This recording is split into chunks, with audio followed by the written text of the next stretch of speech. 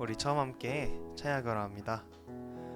매 순간 어디 있거나 주님 안에 거할 때 진정한 행복일 줄 믿습니다. 우리 함께 처음 찬양하실 때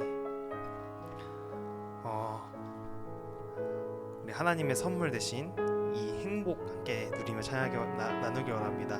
찬양하기 원합니다. 화려하지 않아도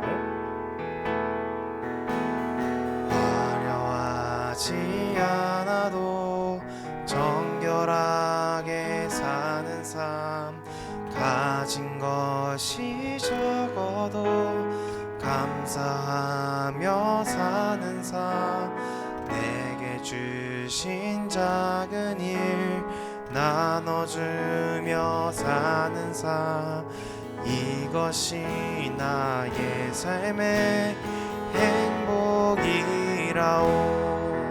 눈물 날 일 많지만 눈물 날 일만 기도할 수 있는 것, 기도할 수 억울한 일 많으나 억울한 일만 주를 위해 잡는 것, 주를 위해 잡힌 비록 짧은 작은 삶, 주 뜻대로 이것이 나의 삶의, 이것이 나의 행복이라오. 이것이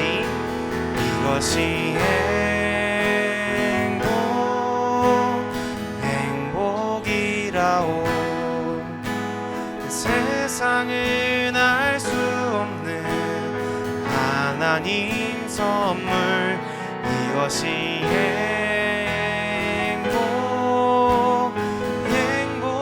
행복이라오.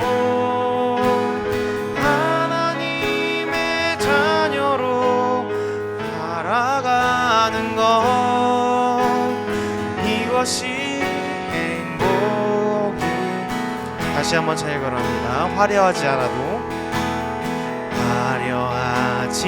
않아도 정결하게 사는 삶, 가진 것이 적어도 감사하며 사는 삶, 내게 주신 작은 힘 나눠주며 사는 삶, 이것이 행복입니다.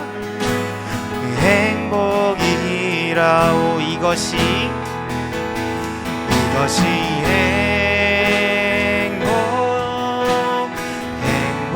행복이라오.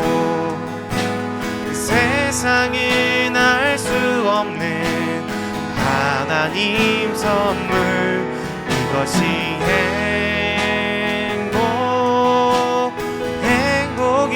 행복이라오.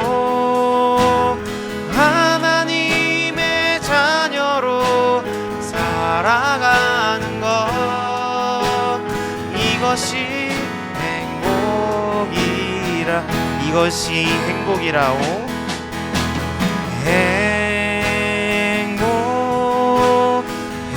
행복이라오. 세상은 알 수 없는 하나님 선물, 이것이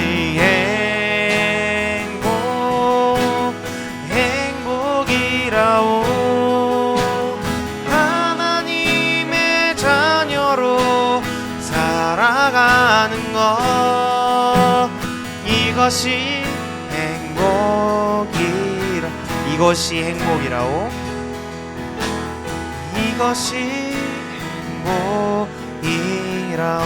이것이 행복입니다. 이것이 행복이라오. 하나님의 자녀로 살아가는 것이 여러분에게 진정한 행복인 것을 믿게 원합니다. 우리 함께 이어서 찬양하실 때 함께 일어나서 박수치며 찬양해 원하는데요.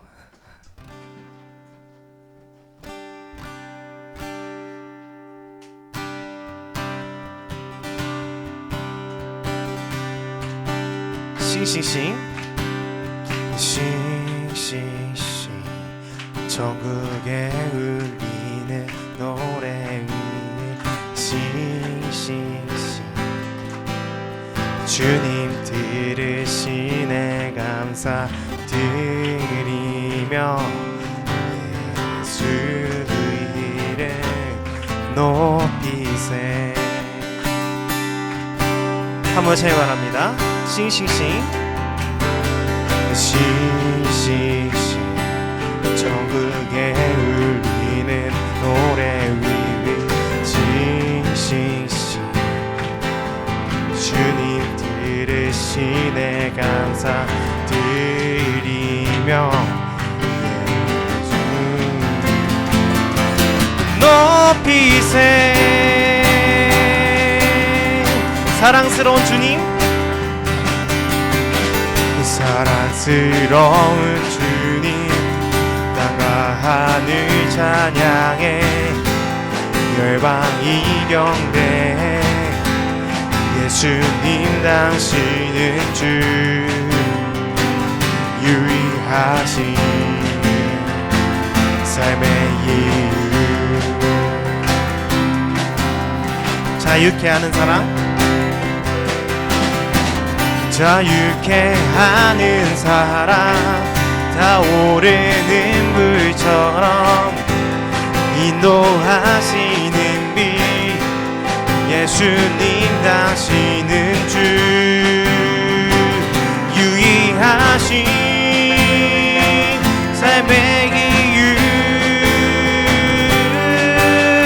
하나 둘 셋 넷 시시시 전국에 울리는 노래 위위 싱싱싱 주님 들으시네 감사드리며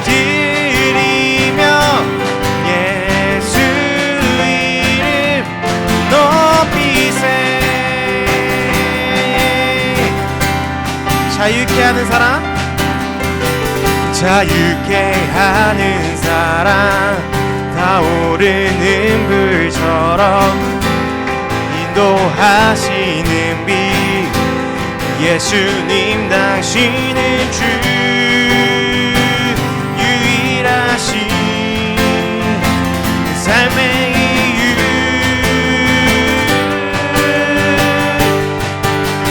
하나 둘 셋 넷 시시시 전국에 울리는 노래 위위 싱싱싱 주님 들으시네 감사드리며 예수 이름 높이세. 싱싱싱 싱싱싱 전국에 울리는 노래 위위 싱싱싱 주님 들으시네 감사드리며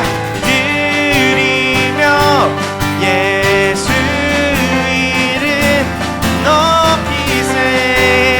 마지막으로 함께 찬양을 합니다. 싱싱싱 싱싱싱 전국에 울리는 노래 위위 싱싱싱 주님 들으시네 감사드리며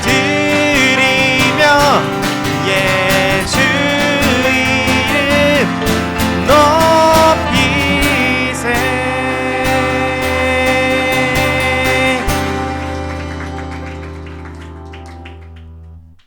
아멘. 우리 이 시간 함께 찬양하실 때 우리의 사랑 되시는 주님 함께 찬양하기로 나가기로 합니다.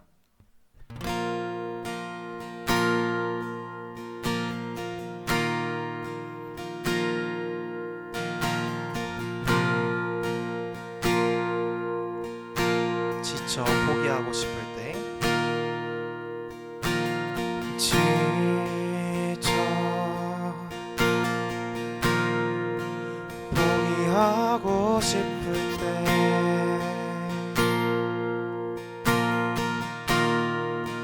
혼자 뒤처진 것만 같고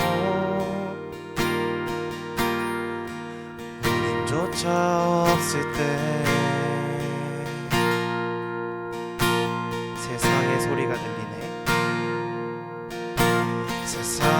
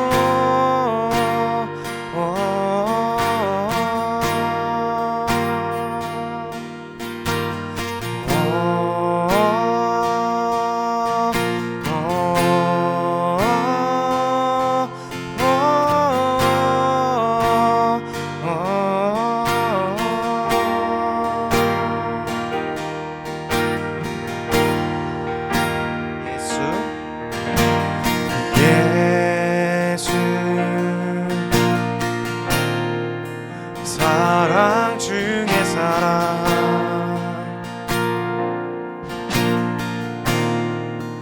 오늘 우리 가운데 오셔 우리를 안아주시네.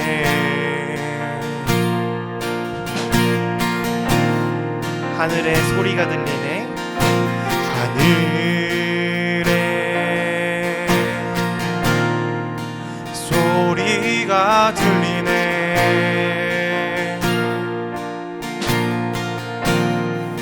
사랑하는 자들아 일어나 함께 가자. 예수 십자가 예수 십자가 무덤지나 승리하셨네. 예수 영원한 나의 사랑 내 사랑하시네. 예수 십자가 예수 십자가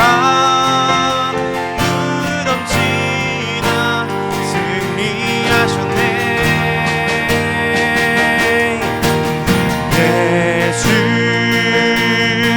영원한 나의 사랑 사랑하시네. 우리 함께 선포하며 나결합니다. 사랑 두려운 것 없네. 사랑 날 자유케 하네. 사랑 지금 우리 가운데. 사랑 두려운 것 없네. 사랑 날 자유케 하네. 사랑 지금 우리 가운데. 사랑 두려운 것 없네. 사랑 날 자유케 하네. 사랑 지금 우리 가운데. 사랑 두려운 것 없네. 사랑 날 자유케 하네. 이 사랑 지금 우리 가운데. 예수 십자가 무덤지나 승리하셨네. 예수 영원한 나의 사랑 내 사랑하시네. 예수 십자가 무덤지나 승리하셨네. 예수 영원한 나의 사랑 내 사랑하시네.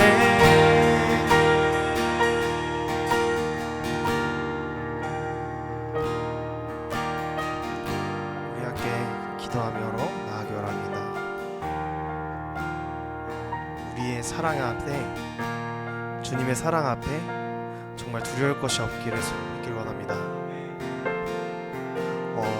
주님의 사랑만이 정말 우리에게 영원한 자유 주시는 것을 믿기 원합니다. 이 시간 잠시 기도하기 원하는데요. 기도하실 때 우리를 사랑하시는 주님, 언제나 주님 뒤 발길만 따라가기 원합니다 라고 이 시간 잠시 기도하며 나아가기 원합니다.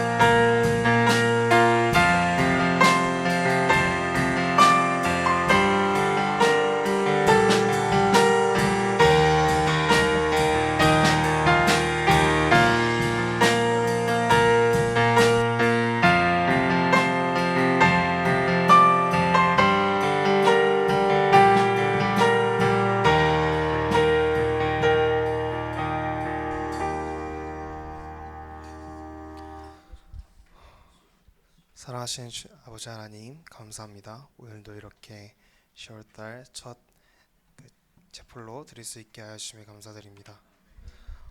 오늘 주님께 나와 주님의 말씀 들을 때 정말 은혜의 자리 될 수 있도록 주님의 은혜의 풍성이 느낄 수 있도록 하여 주시옵소서. 말씀 전해주시는 이세희 선교사님께도 은혜의 말씀 선포될 수 있도록 하여 주시옵소서. 시작하는 시간입니다. 마치는 시간까지 영원히 함께 하여 주실 줄 믿사오며 감사드리며 사랑이 많으신 예수님의 이름으로 기도드렸습니다.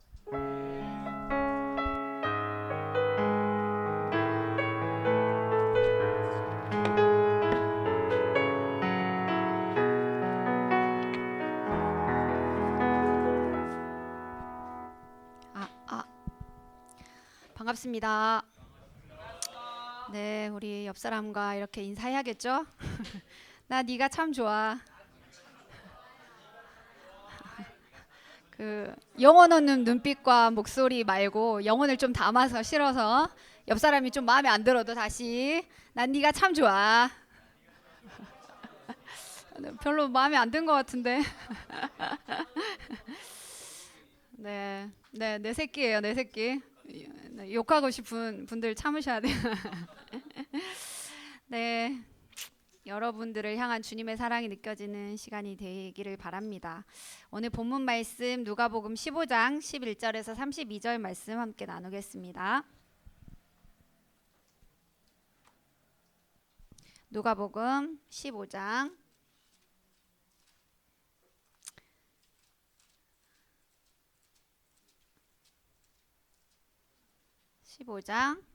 11절에서 32절 말씀입니다. 돌아가면서 한번 읽도록 하겠습니다. 또 이르시되 어떤 사람에게 두 아들이 있는데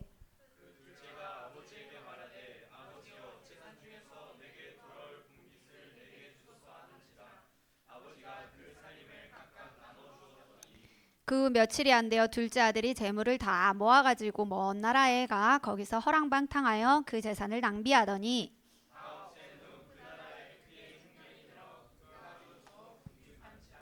가서 그 나라 백성 중 한 사람에게 붙어 사니 그가 그를 들로 보내어 돼지를 치게 하였는데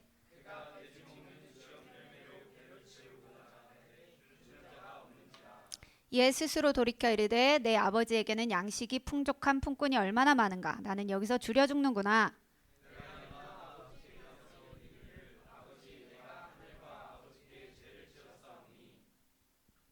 지금부터는 아버지의 아들이라 일컬음을 감당하지 못하겠나이다. 나를 품꾼의 하나로 보소서 하리라 하고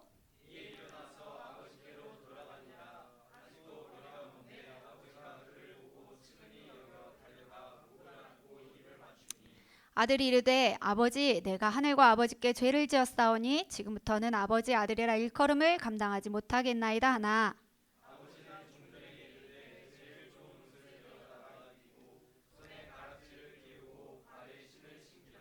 그리고 살찐 송아지를 끌어다가 잡으라. 우리가 먹고 즐기자.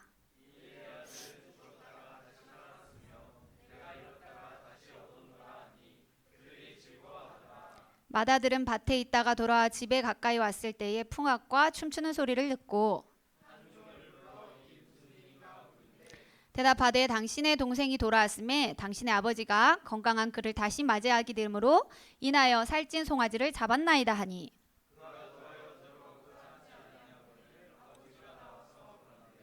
아버지께 대답하여 이르되 내가 여러 해 아버지를 섬겨 명을 어김이 없거늘 내게는 염소 새끼라도 주어 나 내 벗으로 즐기게 하신 일이 없더니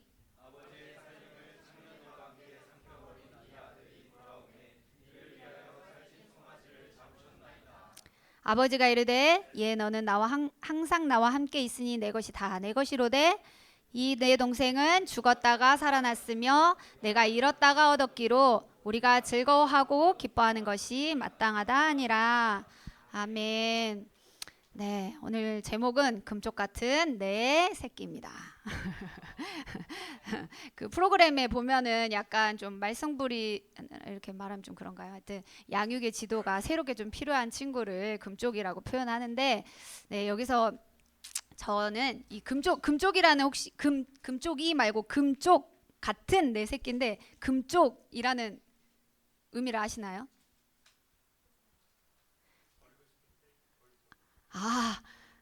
버리고 싶은데 그냥 열이 받아가지고 갖다 버려버리고 싶은데 버리지 못한 거를 금쪽이라고 한다.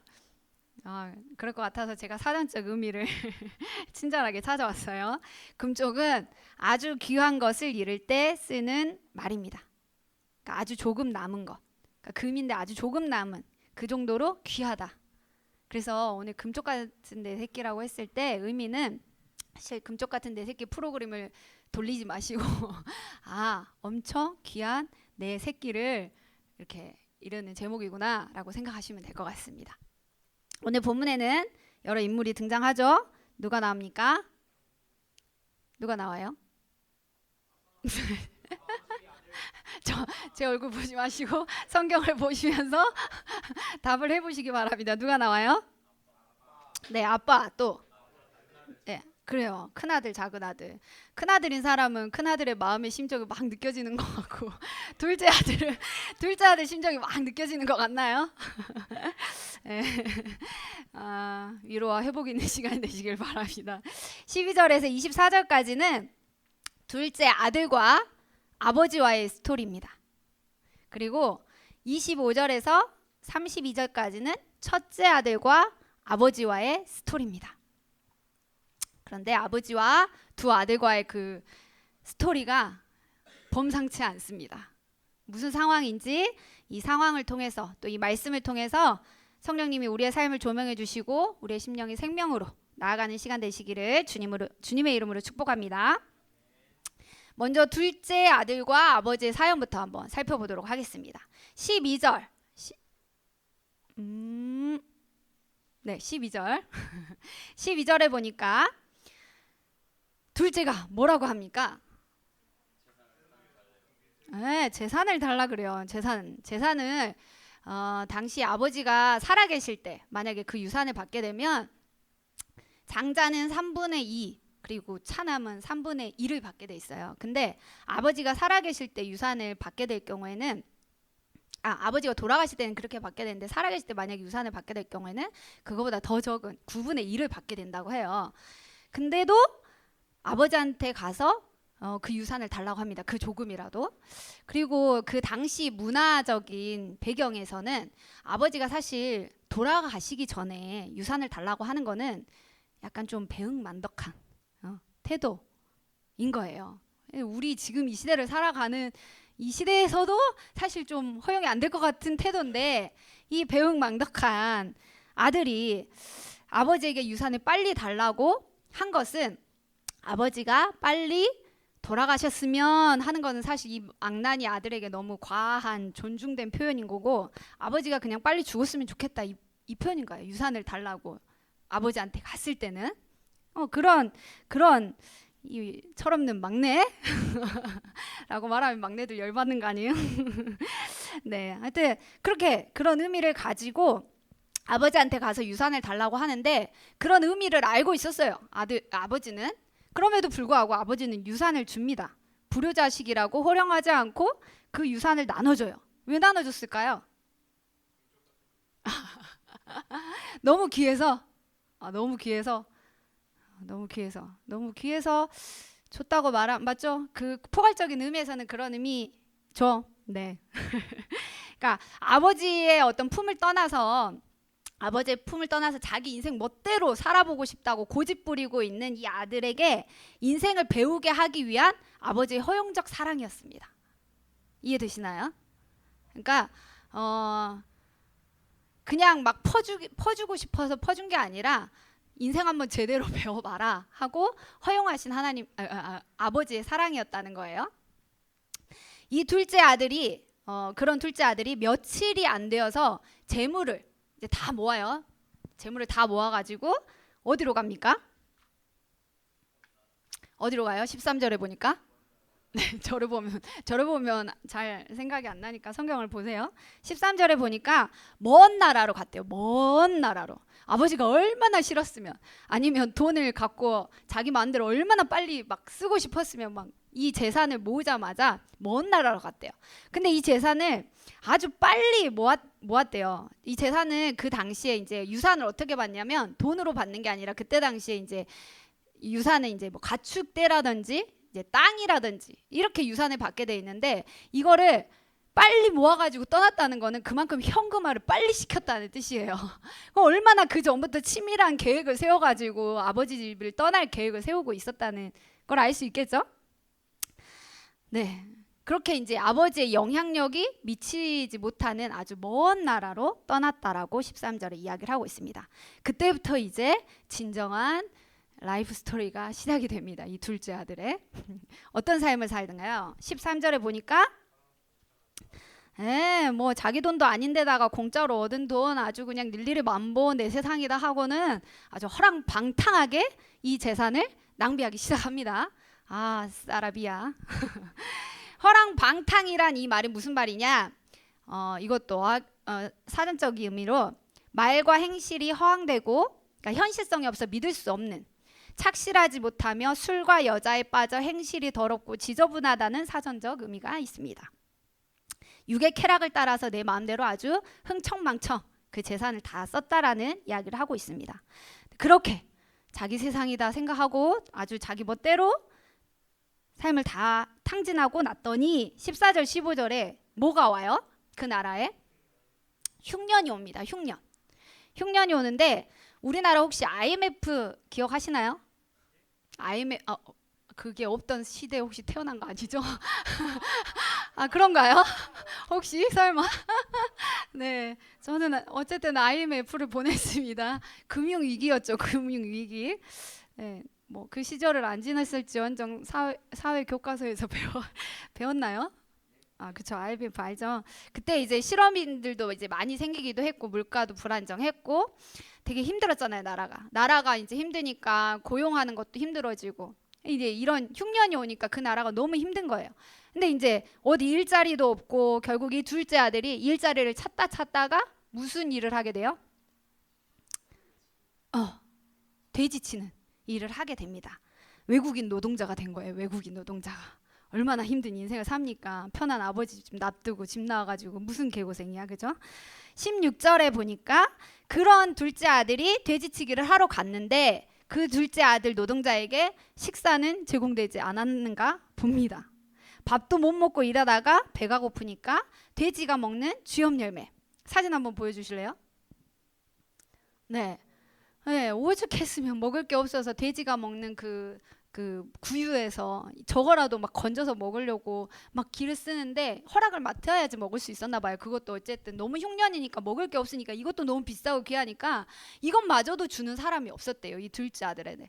이 신세가 얼마나 처량해요. 자기가 돼지보다 못한 인간 취급을 받으면서 지금 살고 있는 거예요.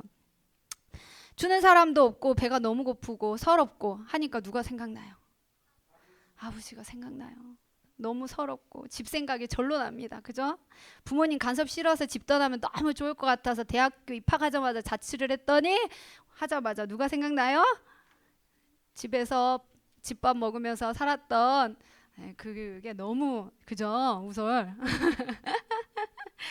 그래요. 그랬습니다. 둘째 아들이. 그랬던 둘째 아들이 이제 17절부터 19절에 보니까 드디어 스스로 돌이킵니다. 아버지가 기대했던 그 아들의 모습이었을 것 같습니다. 스스로 돌이켜요. 집 떠나면 개고생이라더니 아버지 집에서는 알바생이라도 배부르게 먹고 살았는데 난 여기서 굶어 죽게 됐네. 살아계신 아버지 미리 유산 땡겨 쓰고 아들 자격은 바탈되고 흥청망청 내 맘대로 허랑방탕 살다가 부정한 돼지치기까지 했으니 불효, 불순종, 불성실, 불충 아버지께 하나님께 범죄한 자로다. 이러면서 얼마나 통곡하면서 울었겠어요. 서러울 때 사실 배고프고 아프고 서러우면 엄청 힘들잖아요. 막 눈물이 절로 나고 죄책감의 무게로 가득했어요. 아버지 집에 살았던 것이 행복이었음을 깨닫고 아버지께 돌아가 하나님과 아버지께 죄를 지었음을 고백하고 그 어떤 벌도 달게 받겠다고 결심을 합니다. 그렇게 멀고 먼 타국에서 아버지 집으로 돌아간 둘째 아들은 이런 모습으로 돌아갑니다. 다음 사진 한번 보여주시겠어요? 네, 잘 보이시나요? 앞에 불을 한번 꺼주시면 감사하겠습니다. 이게 그 둘째 아들이라는 말씀을 가지고 렘브란트라는 작가와 또 다른 어떤 작가가 그린 그림인데, 보시면 아시겠지만 아주 행세가 남루하고 머리털은 막 오른쪽 그 둘째 아들은 막 머리털 막 다 벗겨져 있고, 신발은 없고, 옷은 막 다 누더기처럼 있고. 아버지의 얼굴이 보이시나요? 네, 불을 켜주시면 감사하겠습니다. 그런 초라한 행세를 가지고 돌아온 둘째 아들을 아버지는 멀리서도 알아보고 버선발로 그 아들을 맞이하러 나갑니다. 20절에 뭐라고 하나요?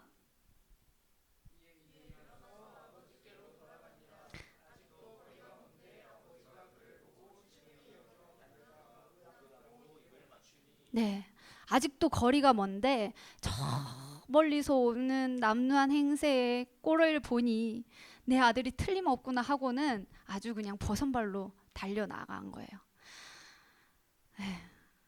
저 같았으면 아주 그냥 열받아가지고 아주 잘됐다 잘됐어 아주 꼬락서니 보니까 정신 잘 차리고 돌아왔네. 다들 그럴 참인가요?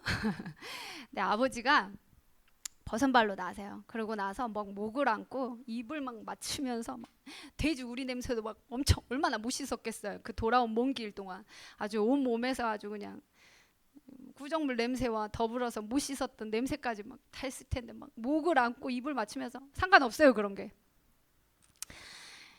그런 아들을 이제 막 맞춘데, 멀리서도 그런 아들을 한 번에 알아봤다는 거는 매일같이 아들이 돌아오기를 바라면서 그 집 밖에서 기다렸다는 거예요. 그러니까 그날도 어김없이 집 밖을 나가서 오저나 저저나 아들이 올까 하여 바라보고 있는 그 저 동구방 너머에서 아들이 보이자마자 바로 그냥 달려갔던 거예요. 아버지는 그냥 매일 기다렸던 거예요. 매일 그 자식, 집 나간 자식을.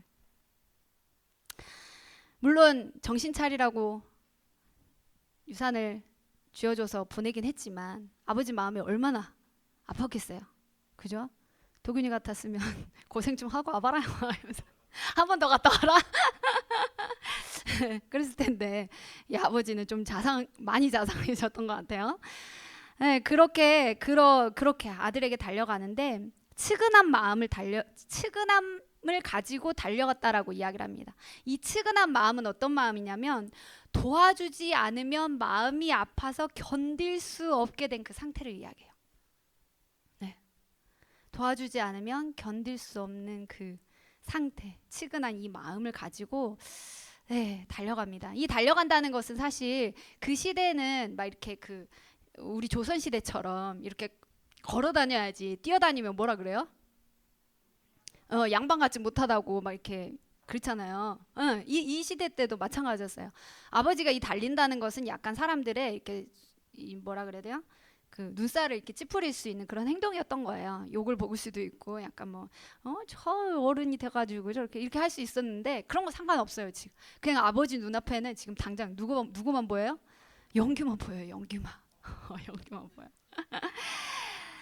네, 그러니까 그래서 아들이 뭐라 그래요? 제가 아까 아버지한테 돌아가서 죄를 지었음을 고백하고 나를 품꾼으로라도 받아달라고 해야 되겠다라고 생각하고 돌아가잖아요. 그래서 그 먼 길을 오는 동안 얼마나 그 말을 연습했겠어요. 그죠? 그 아버지께 돌아온 내내, 그래 내가 잘못했어, 내가 아버지한테 죄를 지었어, 나를 품꾼이라도 여기게 해달라고, 그 말을 얼마나 막 되뇌면서 막 죄책감에 시달리면서 그 걸음들을 걸어왔겠어요. 근데 그 말을 하기도 전에 아버지가 먼저 아들한테 이렇게 다가가요. 그죠? 아들이 그 말을 하러 아버지에게 품에 안기기도 전에 이미 아버지가 먼저 아들에게 그 사랑으로 다가가요. 그리고 나서 얼마나 둘이 펑펑 울었겠어요.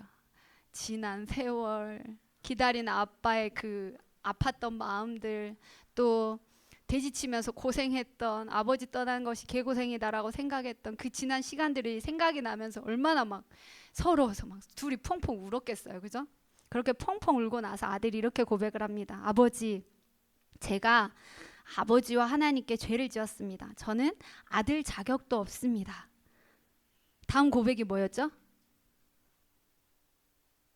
저를 품꾼으로. 이 품꾼이라는 것은 그 어떤 계약 기간을 두고 이제 월급을 받으면서 일을 하는 종들을 품꾼이라고 해요.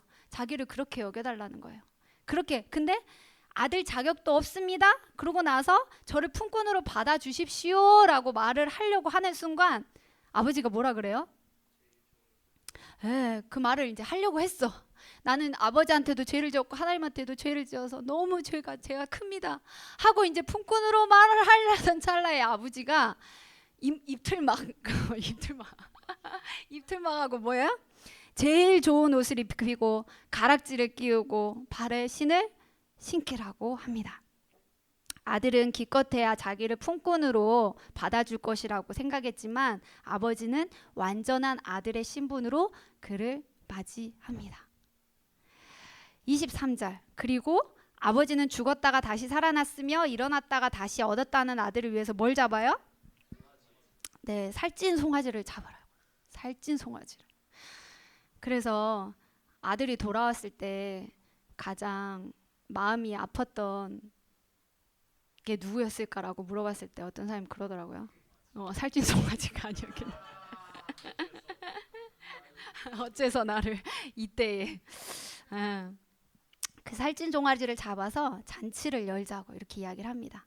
살찐 송아지를 잡았다는 것은 단순히 그 가족들만 두세 사람이 먹겠다고 하는 의미가 아니라 온 동네 사람들 다 같이 나눠 먹을 수 있는 큰 양이었잖아요. 그래서 그 동네 사람들을 다 부르라는 의미인 거예요. 그래서 단순히 아버지와 이 아들의 관계의 회복뿐만 아니라 이 소를 잡아서 동네 사람들까지 다 초청해가지고 이 아들이 살아 돌아왔습니다. 잃은 줄 알았는데 찾았습니다. 이 아들이 진짜 제 아들입니다. 이 아들이 남루하게 이렇게 돌아왔지만 제 아들인 것을 제가 다시 증명합니다. 그것들을 공표하는 그 잔치 자리였던 거예요. 그래서 아버지는 가족들만 부른 게 아니라 이미 동네 사람들이 저 호로 자식, 저 부모 죽지도 않고 유산 받아간 저 자식, 저렇게 돌아오더니 꼬락새니 하고 너무 잘 돼 버렸네. 막 이렇게 막 손가락질하고 있었을 동네 사람들, 그죠? 정죄하고 비판하고 있었을 그 동네 사람들을 아버지는 다 초대해 버려요. 그러고 나서 이 아들이 제 아들입니다. 제가 다시 찾은 아들입니다 하면서 아들로 다시 받아들인 것들에 대해서 그 손가락질하는 동네 사람들의 그 눈살을 찌푸른 것들을 그냥 무색하게 만들어 버려요. 여기까지가 이제 둘째 금쪽이 아들과 아버지 이야기인데 성경책 11절 위에 보면 작은 글씨로 뭐라고 적혀 있어요? 뭐라고 적혀 있어요? 잃은 아들을 되찾은 아버지의 비유라고 이렇게 나와 있는데 비유가 뭐예요, 여러분? 어떤 것을 설명하려고 하는데 이제 예를 들었다는 거죠. 예를. 이 비유를 예화를 누가 들었는가 하고 보니까 15장 1절 2절을 한번 보도록 하겠습니다. 읽어봅시다. 시작.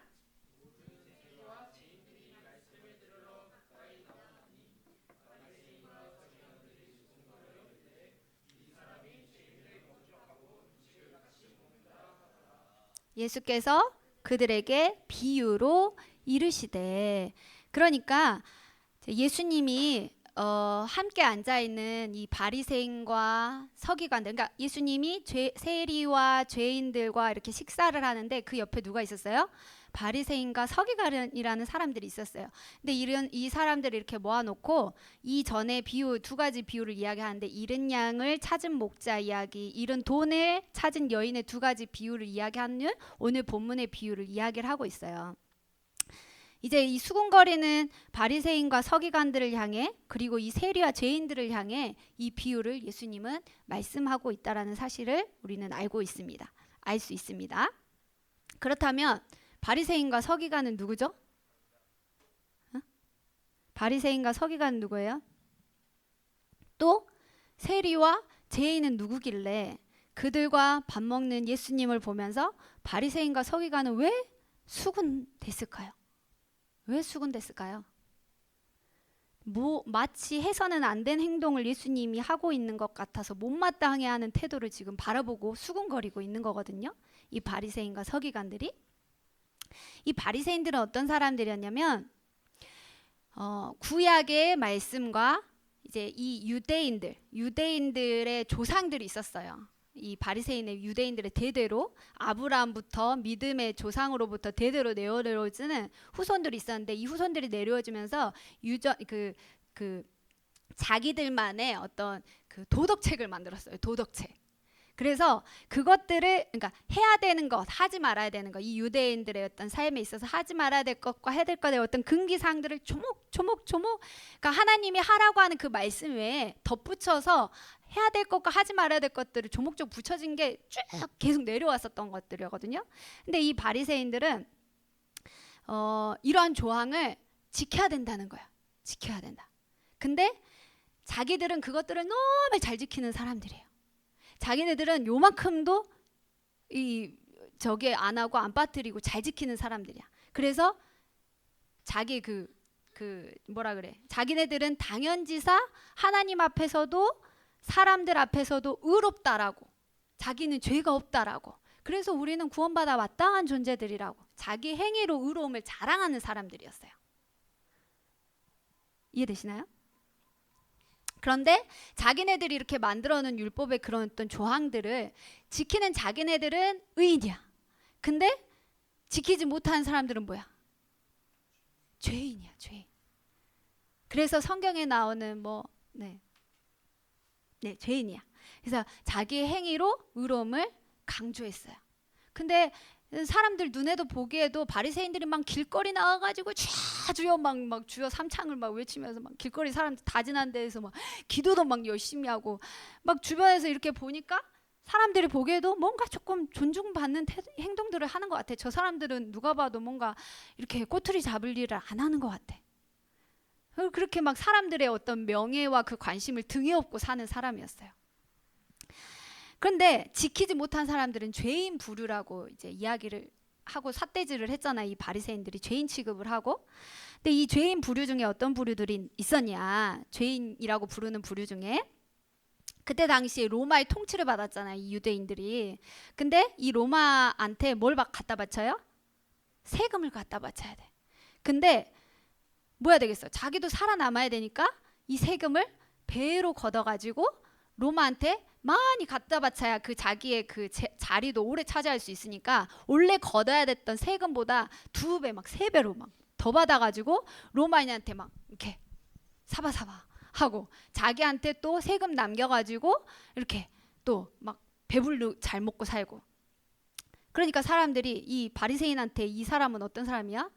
나라 팔아먹은 유대인 종족이 아닌 매국노인 거야. 매국노였던 거야. 이 사람들을 바리새인은 막 죄인이라고 했어요. 죄인이라고 하고, 또 성경에 등장하는 가늠한 여인, 가늠하다 붙잡혀가지고 이렇게 예수님 앞에 나왔는데 막 돌로 쳐 죽이라 했는데 예수님 죄 없는 자가 돌로 치라 막 이러면서 이렇게 막 다 물러가고 막 이랬었는데, 이 가늠한 여인, 이렇게 좀 부도덕한 이때 어떤 삶을 살았던 그런 사람들을 주로 이제 죄인 부류라고 이렇게 묶어놨던 거예요. 바리새인들은 그런 세리와 죄인들하고는 전혀 다른 격을 살고 있다라는 삶으로, 그리고 그 죄인들은 자기들하고 너무 격이 다른 삶을 살고 있다라고 죄인으로 판명하고 인간 취급도 안 했는데, 예수님은 그런 죄인 부류들하고 뭘 하고 있어요 지금? 에? 지금 밥을 먹고 있어요. 밥을. 뭐야 저 사람? 저 사람 뭐야? 저 사람도 경건한 사람, 못한 사람인 거 아니야? 저 세리들과 죄인들과 같이 밥을 먹다니 수근수근 하고 있는 거예요. 그렇게 예수님 옆에 앉아 있는 바리새인과 서기관, 그리고 죄인과 세리, 이 사람들 향해서 이 비유를 지금 던져주고 있다는 거예요. 예수님께서 이 말씀을 통해서. 죄인 중에 죄인으로 판명난 둘째 아들, 아버지께 불효하고 세상과 더불어 화목하고 유대인들이 금기했던 부정한 대의지까지 만져서 돌아올 수 없는 요단강을 건넌 둘째 아들, 그 아들을 기다렸다 버선발로 나선 아버지, 아들의 자격이 바탈당했다고 생각했지만 그 자격을 다시 회복하게 하시고 살찐 송아지를 잡아 아버지와 아들 관계를 인증하고 동네 사람들과의 관계를 이어준 잔치. 예수님은 이 비유를 통해서 첫 번째, 아버지 대신 하나님보다 세상 품이 좋아 방황하는 세리와 여러 죄명으로 이미 죄인으로 낙인 찍힌 자들에게도 구원받을 자격이 있다라고, 회개하고 돌아오는 그들을 하나님은 언제나 격하게 환영해주는 분이시다라는 것을 이 비유를 통해서 말씀하셨습니다. 두 번째, 하나님의 자녀되는 구원이라는 선물은 옳고 그름의 행위로 주어지는 게 아니라 아버지의 은혜와 사랑이라는 것도 말씀하셨습니다. 세 번째, 방황하다 만난 흉년은 절망이 아니라 하나님께 돌아갈 수 있는 기회다라는 것도 말씀하셨습니다. 네 번째, 아버지 집 떠나면 개고생이다. 세상이 좋을 것 같아 화려하고 즐거워 보이나 하나님 아버지 집에 거하는 것이 진짜 행복이다라는 것도 말씀하셨습니다. 오늘 행복 찬양 불렀는데 은혜 받았어요. 다섯 번째, 그리고 너는 언제나 내 금쪽 같은 새끼란다 라는 것도 말씀하셨습니다. 혹시 이곳에 둘째 아들과 같은 삶의 굴레로 하나님 곁을 맴도는 지체들이 있나요? 요한복음 1장 9절 쉬운 성경 버전으로 한번 읽어보도록 하겠습니다. PPT 한번 시작.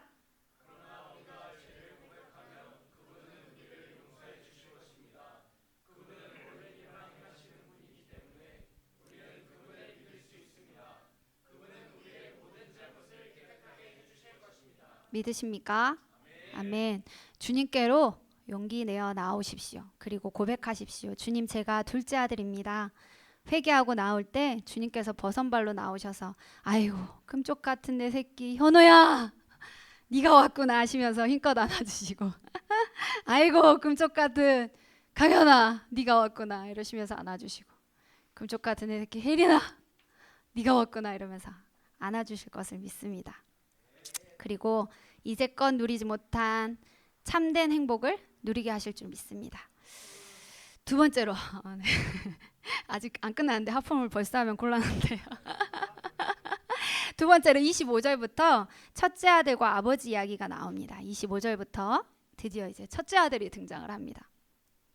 맏아들이 어디에 있다가 돌아와요? 12절에 보면 밭에서 일을 하고 있어요. 이 둘째 철없는 둘째 아들은 아버지 재산 받아다가 자기 놀대로 놀고 싶은 대로 놀다가 돌아와가지고 이렇게 돌아왔는데 첫째 아들은 열심히 밭에서 그 책임감과 무게감 이 첫째 아들이 가진, 그죠? 이해합니다. 그리고 밭에 있다가 돌아와요. 그런데 중요한 건 뭐냐면 이 둘째 아들뿐만 아니라 첫째 아들도 유산을 같이 받았어요. 그죠? 이상하다. 아니 같이 받았는데 첫째 아들은 아버지 집을 못 떠나고 둘째 아들은 유산 받았고 집에 가서 탕진하고. 첫째 아들의 책임감이 그 정도로 무거운가요, 여러분? 전 첫째가 아니라 잘 이해할 수는 없지만 아무튼 그렇게 유산을 받았어요. 어디에서 그게 나오냐면 어디에 나오죠? 12절 15장 12절에 보면 재산 중에 내게 돌아올 분깃을 내게 주소서 하는지라 아버지가 그 살림을 각각 나눠줬다고 해요. 각각 나눠줬어요. 그래서 각각 이제 첫째 아들도 받았는데 첫째 아들은 아버지 집에 있어요. 법적으로 유산을 받았지만 아버지가 살아계시는 동안에는 소유권이 여전히 아버지께 있습니다. 법이라 좀 어려운가요? 살아계신 동안에는 소유권이 여전히 아버지한테 있어요. 그래서 자기가 마음대로 할 수 있는 게 아니었어요. 받은 유산을 가지고. 근데 그냥 둘째 아들은 갖다가 그냥 팔아버린 거고, 첫째 아들은 그래도 소유권이 아버지에게 있다라는, 아버지가 살아계실 동안에는 내가 그래도 내게 아니라 아버지 것이라는 걸 인정하고 살았던 아들이었던 거예요. 그렇게 밭에서 열심히 일하고 돌아오는 첫째 귀의 소리에 무슨 소리가 들려요? 풍악 소리가 들려요. 생전 지금 막 아들 밖에 나간 뒤로는 풍악 소리 한번 안 울렸던 집안에서 갑자기 막 풍악 소리, 꽹가리 소리, 장구 소리 막 울리고 막 노래 소리 들리고 춤추는 소리까지 막 들린다고 나와요. 종한테 무슨 일이냐라고 물으니까 동생이 돌아왔는데 아버지가 그를 맞아들이고 살찐 송아지도 잡았다고 이야기를 해요. 형의 반응은 띠로링 띠로링 어째서 분노해요. 열받았어요. 집에도 안 들어가려고 그래요. 첫째 아들 이해합니까? 첫째 아들 역시 그런데 안 들어가려고 그래요. 그래서 근데 이게 아버지가 잔치를 연 거잖아요. 동네 사람들 불러서 다 같이 잔치를 한 거잖아요. 근데 안 들어가려고 하는 이 첫째의 태도 또한 역시 잘한 행동은 아니에요. 그러니까 잘한 행동은 아니에요. 동네 사람 다 불러다 놨는데 첫째 아들이 안 들어가겠다고 그렇게 한 거는 아버지를 또 욕하게 만드는, 그러니까 무시하는 어떤 그런 태도인 거예요. 이게 둘째 아들과 다를 바 없는 그런 행동을 첫째 아들도 똑같이 하고 있어요. 고대 유대 당시에는 아버지 권위에 도전하는 불효한 아들을 죽일 수도 있는 위치에 있는 아버지였어요. 그렇게 아버지의 말에 이렇게 죽일 수도 있는 그런 위치에 있는 아버지였지만 분노에서 돌아오지 않고 있는 큰아들에게, 둘째 아들에게 버선발로 나간 것처럼 아버지는 또 큰아들에게 먼저 손 내밀어 다가갑니다. 그리고 집에 들어가자고 권면합니다. 여기서 권한다는 것은 한 번에 그치지 않고 친절한 말로 계속적으로 권하여졌음을 성경 원어를 통해 알 수 있습니다. 그럼에도 불구하고 들어가지 않던 큰아들이 입을 엽니다. 29절 뭐라고 합니까? 다 같이 읽어보겠습니다. 시작.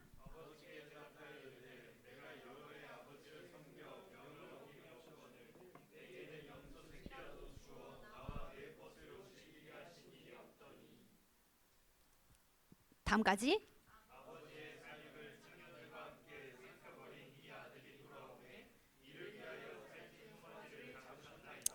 무슨 말입니까? 불만이 있다는 거예요. 불만이. 나 아빠한테 불만 있어요. 아 열받아. 염소 새끼 송아지 새끼 뭐 이러면서 왜 나는 더 안 주고 뭐 이러면서 막 불만이 있다는 거야. 무슨 불만? 아버지가 둘째 아들만 편애한다는 거예요. 그죠? 편애한다는 거예요. 자기는 여러 해 동안 아버지를 섬겼는데 염소 새끼 한 마리 잡아 친구들이랑 놀게 안 해주더니 유산 탕진한 둘째 아들한테 살찐 송아지를 잡아줬다는 거예요. 첫째들 열받아요? 열받습니까? 여기서 여러 해 동안 아버지를 섬겼다라는 이렇게 이야기를 하잖아요. 섬겼다. 근데 이 섬겼다라는 말이요, 종과 같이 일했다는 의미를 가지고 있대요. 종과 같이. 종과 같이 섬겼대요, 아버지를. 너무 슬프지 않아요? 아버지랑 부모님하고 같이 사는데 아버지 아들 관계로 산 게 아니라 종으로 살았대, 종으로. 눈치 보면서. 고용주와 노동자의 관계로 여러 해를 아버지 집에서 일하면서 보냈다는 것인데 사랑의 부자 관계가 아니라 추종 관계였다는 거예요. 그러니까 열심히 일한 자신이 재산 탕진하고 돌아온 둘째 아들보다 못한 대우를 받았다는 것에 비교가 되는 거예요. 이해되세요? 자기가 아빠의 사랑으로 그 사랑을 누리면서 그 집에 살았던 게 아니라 내가 노동자로 살았으니까 당연히 부당한 대우를 받았다라고 생각을 하는 거예요.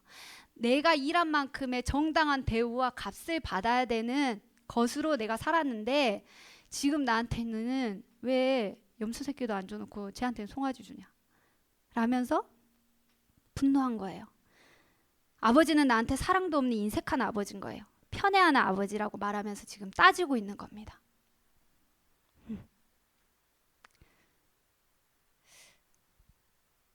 둘째, 아버지가 뭐에 어긋난 태도를 보였다는 거예요? 아들 입장에서 너무 열받아. 왜 열받았겠어요? 이 종의 그 마음가짐으로 살았던 이 아들에게 너무 열받아. 또 왜 열받아? 자기는 집 떠나서 창녀들하고 허랑방탕한 세월을 보낸 둘째 아들과 달리 자기는 성실하고 책임감 있게 아버지 곁을 지켰고 명령한 대로 복종하면서 살았다는 거예요. 그러니 자기는 뭘 받아 마땅하고? 칭찬, 인정. 그거 받아 마땅하고 동생은 뭐 해야지 마땅해? 쫓겨내도 마땅하다는 거예요. 나는 의롭고 저것은 죄인이라 이 말이요. 근데 혼은 안 내고 뭐 송아지 새끼? 이렇게 막 이러니까 막 열이 받는 거예요. 자기는 의롭고 동생은 죄인이라는 거예요. 누구와 같이? 바리새인과 서기관들 같이. 자기는 의롭고 저 행동에서 벗어난 저 자식은 죄인이라는 거예요.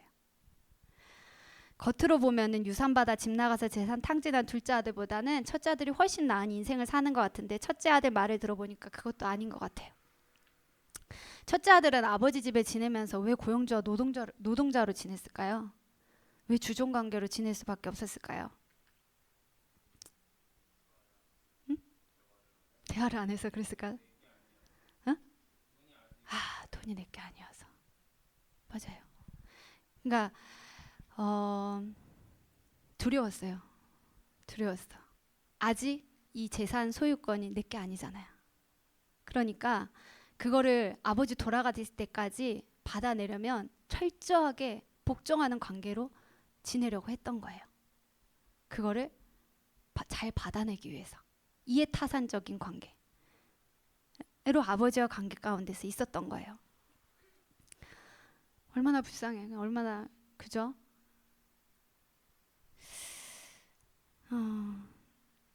종처럼 지내는 그 삶이 얼마나 고달팠겠어요. 그죠?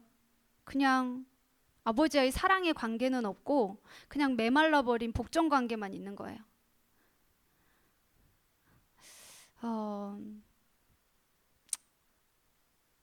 그렇지만 집에 들어가지 않고 동네 사람들에게 아버지를 욕되게 한 첫째 아들 역시 의롭다고 할 수 없고 아버지를 위한 척 결국 자기 자신을 위하고 있었던 첫째 아들을 의롭다고 할 수 없고 살아 돌아온 동생을 악하다고 정죄만 하고 아버지 마음을 모르고 있는 첫째 아들 또한 의롭다라고 말할 수 없습니다. 행위로 따지자면 첫째 아들도 똑같은 죄인인 거예요. 그죠? 짠하기도 하고 마음 아프기도 하고. 그러나 그렇게 분이 나 있는 첫째 아들에게도 아버지는 아주 자상하고 다정한 목소리로 뭐라고 불러요? 얘야 이렇게 부릅니다. 얘야 이렇게 부릅니다. 아버지 아버지 좀 짠해요. 그죠? 아버지 짠해. 둘째 아들한테도 버림받고 첫째 아들한테도 사랑을 모른다고 살고. 근데 그런 아들들을 향해서 아버지의 마음, 그 아버지의 마음으로 얘야 라고 부르면서 31절에 보니까 뭐라고 합니까?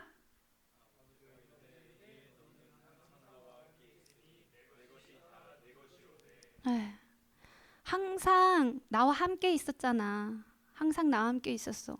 나는 너와 그 함께하는 그 모든 순간 나는 그게 너무 행복이었어. 너가 그렇게 두려워하고 불안해할 때 그때도 나는 여전히 너의 아버지였고 여전히 너와 함께 하고 있었단다. 어떤 이유에서든 너에 대한 사랑은 변함이 없었고 아버지와 아들인 너와의 관계도 변함이 없었단다. 난 여전히 너의 아버지고 넌 나의 아들이란다. 내가 무엇을 잘하고 못하는 것으로 나의 아들이 되는 게 아니라 아버지 집에 거하는 그 순간부터 너는 이미 내 아들이었단다. 네가 내 사랑을 몰라서 오해했던 그 순간에도 나는 너를 여전히 사랑하고 지금도 여전히 사랑한단다. 그렇게 내 아들로 내 집에 거한 그 자체가 진짜 자유였다라는 것을 잊지 말거라. 때로는 그 삶이 버겁고 밖에 있는 동생이 부러웠을지도 모르겠구나. 돌아온 동생을 보렴 내 품에 안겨 참 자유를 누리기를 바란다. 나는 너의 아버지, 너는 나의 사랑하는 아들이라는 걸 명심하렴. 그리고 이미 너에게 준 그 모든 것이 다 내 것이란다. 동생이 돌아왔다 해서 너에게 준 것들이 빼앗기거나 바뀌지 않는단다. 이미 내게 있는 것이 다 내 것이야. 손해보는 것이 아니란다. 그러니 지금은 죽었다가 살아난 잃었다가 얻은 너의 동생을 위한 잔치에 함께 가지 않겠니? 나와 함께 이 잔치에서 기뻐하자꾸나 라고 말씀하고 계십니다.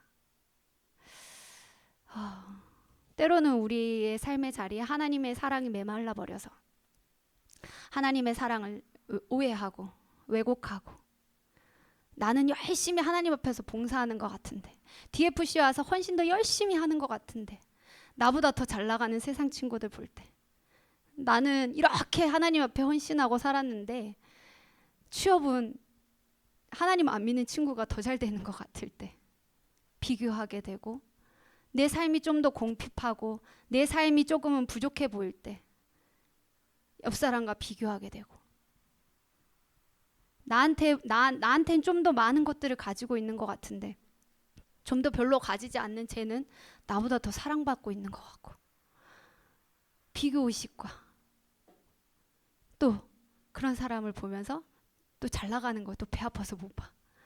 막 다른 사람한테 가서 좀 뒷담화 하면서 막 저 사람 좀 깎아 내려줘야 돼. 아버지 집에 거하면서도 아버지 사랑을 누리지 못할 때 이와 같은 마음과 이와 같은 삶들이 우리를 지배하게 됩니다. 너무 가슴 아픈 일이죠. 우리 안에 너무 메말라 버려서 혹시나 하나님의 사랑을 왜곡되게 생각하고 있는 삶의 자리들은 없는지, 하나님의 첫사랑 감격해서 그냥 그 어떤 것을 바라지 않아도, 그 어떤 것들에 보상해 주시지 않아도 그저 그 사랑이 너무 감격해서 그냥 그 아버지 사랑이라면 너무 좋아서 내가 먼저 하나님께 기쁨이 되겠다고 막 간절하게 고백했던 그 사랑, 여러분 다 있으신가요? 그 사랑들을 되찾으시는 여러분들의 인생이 되었으면 좋겠습니다.